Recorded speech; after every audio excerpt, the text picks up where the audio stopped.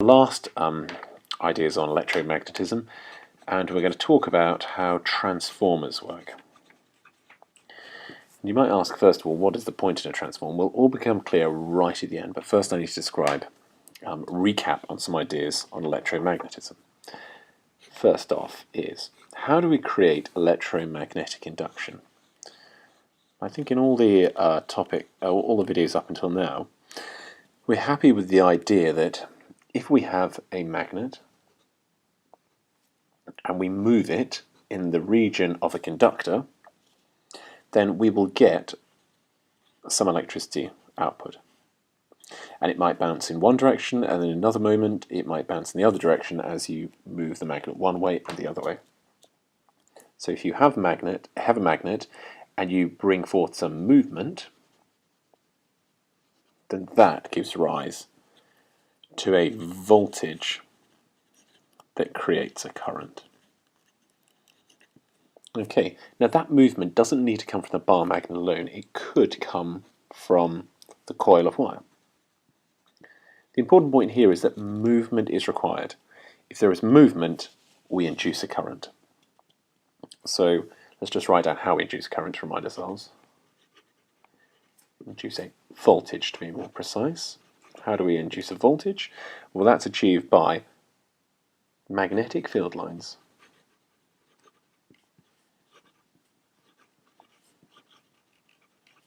Cutting through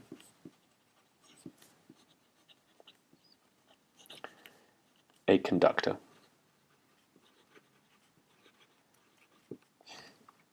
And that can be caused by, so in the case above, it can be caused by the motion of the coil or magnet. Okay, really important there. If you like to think of these being the field lines, then as you move back and forth, so you're cutting through the field lines. If there is no movement, then there is no voltage. We need to bear those ideas in mind. Very important. Okay, let's modify that setup a little bit, and let's have once again the coil of wire which I'm inducing current in. But now we can change it slightly by saying, well, there's no need for a permanent magnet there. What about if we set up an electromagnet? So here is our electromagnet. And we set it up with a nice direct current, a coil of wire, a solenoid, if you like, and then that replaces the bar magnet, because I hope you can remember that this has a magnetic field associated with it, which is very similar to that of a bar magnet. So if this were to move back and forth, or even that were to stay still and this move back and forth, or they both move back and forth, you'll get a current induced one direction, and reversing the direction of the motion reverses the induced current.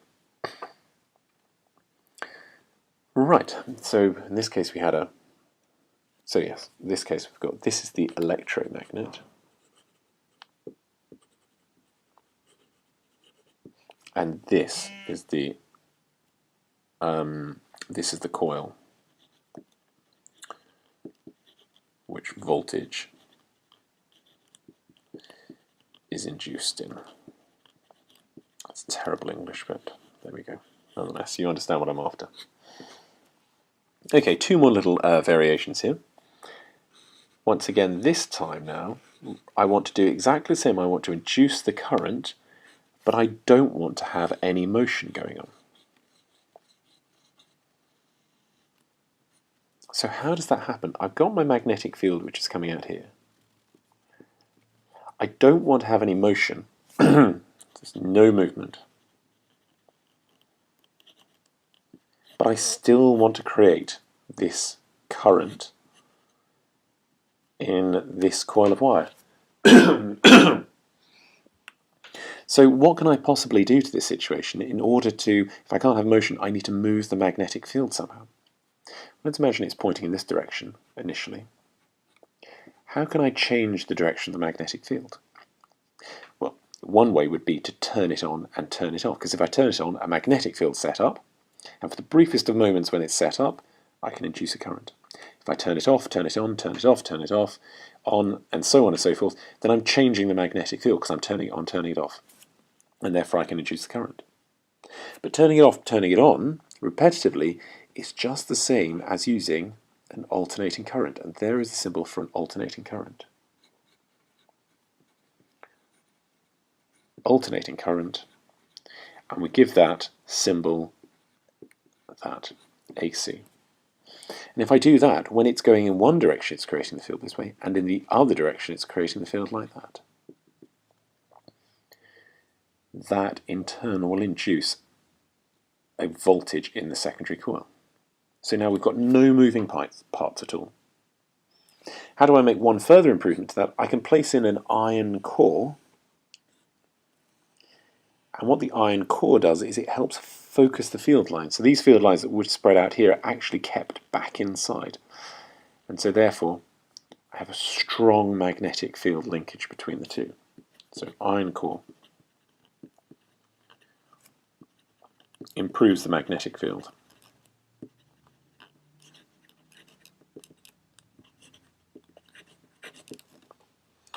Okay, so we've gone from using a bar magnet to an electromagnet requiring motion to now using something which doesn't require any motion at all, but instead you're changing the magnetic field with the current.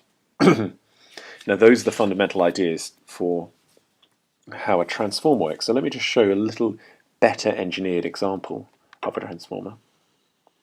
And that being, now we've bent the iron core around into a circle, thereby preventing loss of any field lines from this end, bent it all the way around into a circle, and the coils of wire are bound around each side. There we go. That is the setup for my transformer. This is my iron core,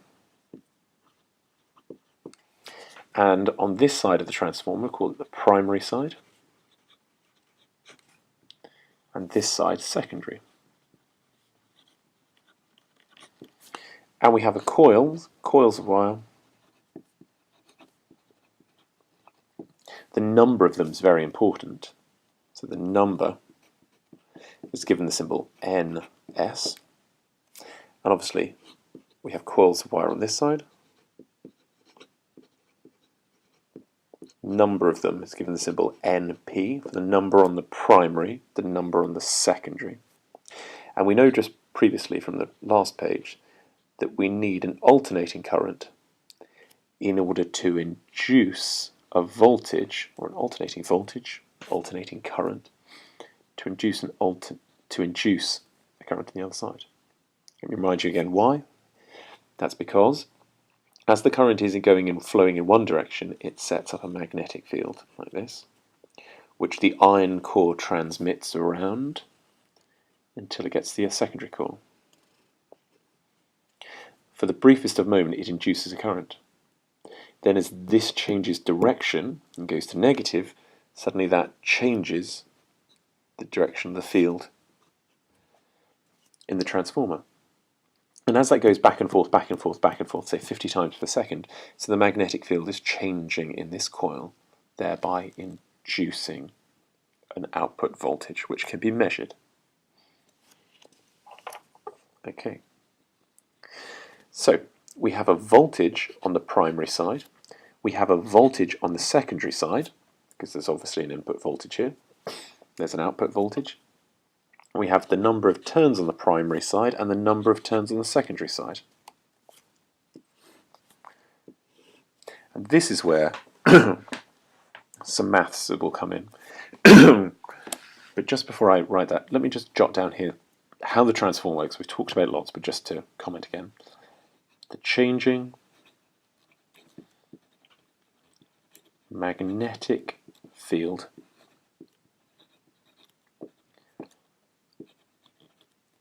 in the secondary coil Or if you like, you could call this side the output, and this side the input. So the changing magnetic field in the secondary coil induces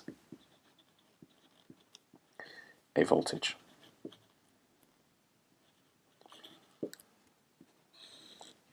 Excellent. And each coil of wire, so each one of these wrapped around that magnetic field, picks up the same effect.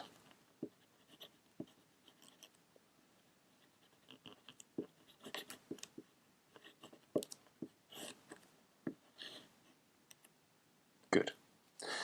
More coils means more voltage that's picked up. And there is an equation which we're going to use to work out how much voltage is induced as opposed to how much voltage is input. And it's a very simple equation. It's called the voltage on the secondary coil divided by the voltage on the primary is the same as the number of turns on the secondary divided by the number of turns on the primary. Or if you like, the ratio of the turns on the secondary to the primary, the ratio is the same as the voltage induced in the secondary to the primary. Okay, there is no triangle for this. So you might want to learn some of the variations, and I have a quick trick to try and work those out. I simply say to myself, you either keep all the V's on one side, and the S's must line up, or you keep the P's lined up on one side, and the letters along the top, like that. Or indeed, you might want to keep the this ratio in mind. Okay, so any of those equations can be used. Let's give you an example. For instance, let's say that the number of turns on the primary side is 48,000 turns, and there's an input voltage of 240 volts. The secondary side has 4,000 turns, and therefore the voltage on the secondary is going to be what? If you think you know the answer, being able to use that equation, then hit pause. Otherwise, here comes the answer. Okay, right. So we start off with the first arrangement of the equation, and we say to ourselves, I'm looking for Vs, which is at the top. So let's write down Vs, Ns over Np. Let's rearrange that to get Vs. Well, it's going to be a bit untidy, but let me write it down here. Vs is, so this you multiply through by this.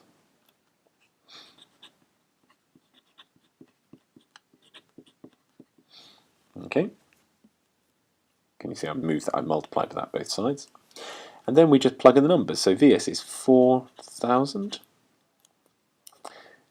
divided by the 48,000 times by 240. And that gives us a grand total of 20 volts. So you can see from going down in the number of turns, so the voltage has gone down to 20 volts. Or you can say the ratio of here is going to be the same as the ratio there.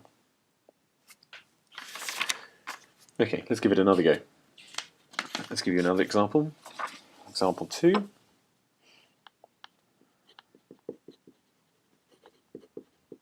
Let's look at the number of turns on the primary in this instance is 10,000. The number of turns on the secondary is 2,000. The incoming voltage is 240 volts. What's the secondary voltage running at? If you think you know, hit pause. Otherwise, here comes the answer. Okay, I want to know the secondary voltage. Vs over Vp is going to be the same as, look, S is at the top, so Ns over Np. Right, Vs, I'm going to move that up.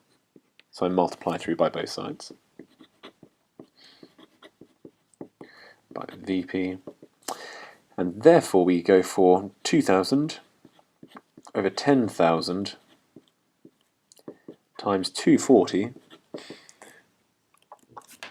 gives us a grand total of, if I'm right, 48 volts. Okay, good. So as long as you can manipulate the equation, then the rest should be very straightforward. Okay, here's the secondary effect you need to bear in mind. Here is my transformer again. And of course, we are now familiar with the equation and how these things link together.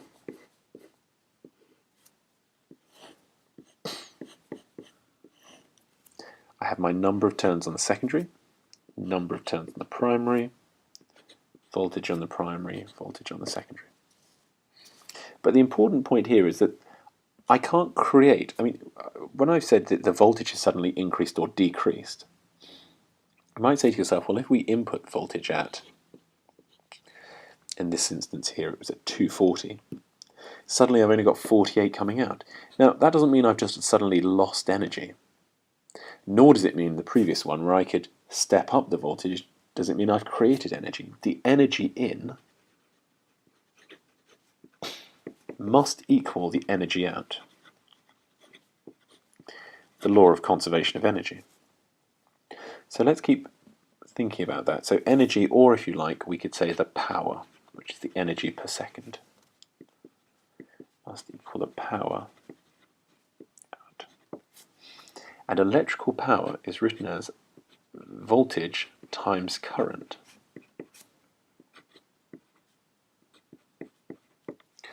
Okay, so suddenly now I've got a current to consider. Whereas my initial voltage was 240 and my final is 48, I've gone from a high voltage to a low voltage, so my voltage has come down. But in order for the energy in to equal the energy out, my current has gone up. So if the voltage increases,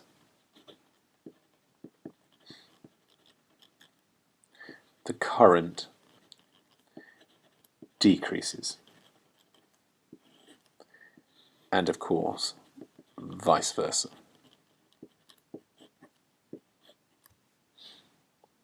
Or if you like, we can say we already know voltage of primary, voltage over secondary, remember P over S, so therefore the N's must have the P at the top of the S.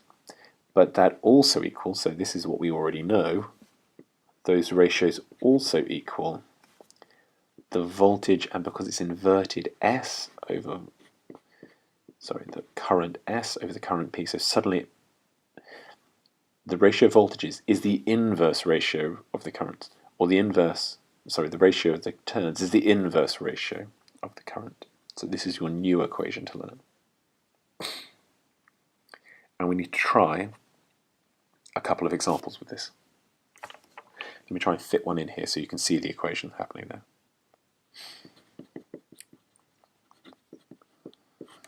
Okay, let's imagine you have a transformer. Voltage on the primary is 230 volts. Voltage on the secondary is 13 volts. The secondary current is running at 4 amps, so therefore what is the primary current doing? If you think you know the answer, hit pause. Otherwise, here comes the solution. Okay, I want to know that, though I've written it the other way up, you can just invert the entire thing happily. The P over Vs is going to be, well, it's nothing to do with the turns, it's just the voltage I'm looking for. Vs over Vp. Okay, I'm looking for the voltage in the primary, so I need to move this up to there. So then, current in the primary is voltage in the secondary over voltage in the primary times by current in the secondary. I hope that algebraically makes sense. Plug in the values. 13 over 230 times 4 gives us a bit of an odd fraction, 0.266 amps. So in stepping down the voltage has meant an increase in the same amount in the current.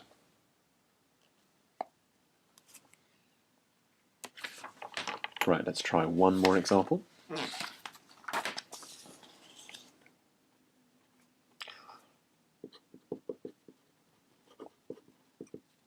Okay, so we will go with, okay then, the voltage in the secondary is 6 volts, the voltage in the primary is 230 volts. I've got the current in the primary of 0.2 amps, and I'm looking for the current in the secondary. If you think you know, hit pause, otherwise here comes the answer. I suppose quite confusingly I wrote those the other way around, but let's but actually helpfully I've written them in the right ratio, because we can say that current over the secondary of current over the primary, I write it that way up because it's easier, I'm looking for this one, that's why I write it that way up, is equal to the, remember you invert them for the primary and secondary. If it were n's, you'd keep the p's at the top and the s's at the bottom, because it's current you invert them. Okay, and then what are we looking for? Well, we need to get rid of that current in the primary, so we multiply it. Vp over Vs by current in the primary gives us 230 over 6 times 0.2, gives us a grand total of 7.7 amps. As the voltage has gone down, so the current has gone up. Okay, and I suppose this is the next question. Why bother? Why bother making something like this, which induces electricity, but of course you've used electricity to induce electricity, so it's not like you're not trying to generate electricity, because you need it to start with. And why you're not creating energy or destroying it, so what on earth is the point in having it? Why? And the reason why is because when electricity is generated, it comes out of the factories, goes a very long way across the national grid on big pylons,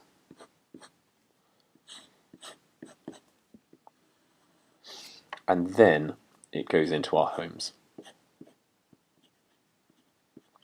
Now, what we want to make sure is that you have little loss of energy en route.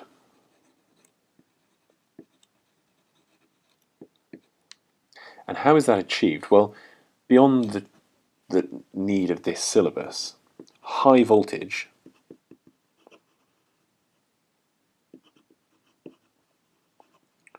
achieve this. If you transmit at very, very high voltages, and we're talking tens of thousands of volts, then you have little energy loss. But you don't generate, so this generated, you generate at about 4,000 volts. So therefore what you need is a transformer to step up the voltage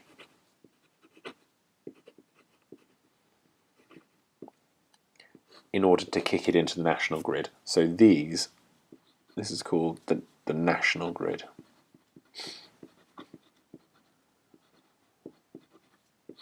The pylons, or the supergrid. And similarly, when it comes out, you don't want to pump in 10,000 volts into your home, so you have another transformer, which is a step-down transformer, before it goes into your homes. And you might step it down once, twice, depending.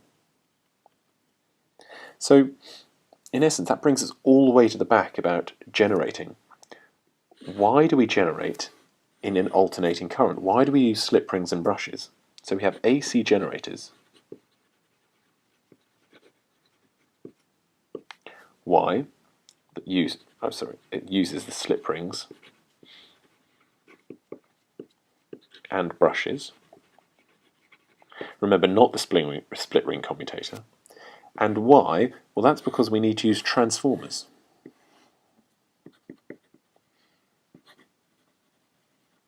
And transformers only work with AC. Why does it only work with AC? Well, you need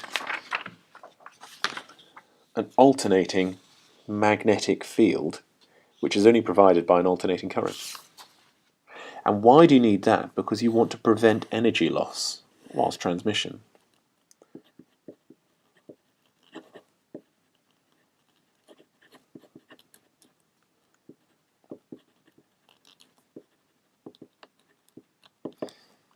So that is the big reason why we use transistors and we generate an AC, etc., etc., etc., etc. It also means big problems because when it comes back into our homes, it comes into our homes as AC, and that's not easy to use. So you end up with things like this.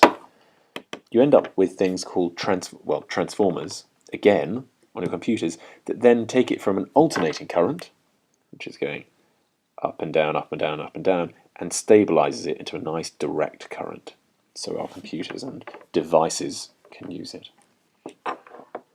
Okay, lots of information there. I hope it's made sense.